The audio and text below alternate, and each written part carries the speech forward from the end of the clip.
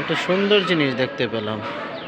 আমার একটা কাজ করা নরের একটা বাচ্চা বাচ্চা একটাই হয়েছে।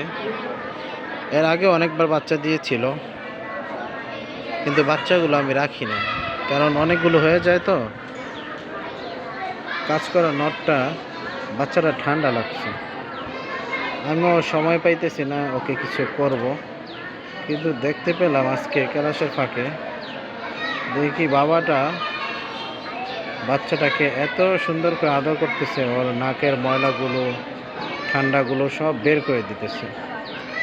আচ্ছা, আমার দর্শক ভাইদের উদ্দেশ্যে বলতে চাই, যেহেতু ঠান্ডা লেগেছে, ডক্সিক্যাপ দিনে খাওয়াইতেছি একবার, অর্ধেক করে। এখন একটু ভালো, অন্য আর কি খাওয়ালে ভালো হয় একটু জানাবেন প্লিজ।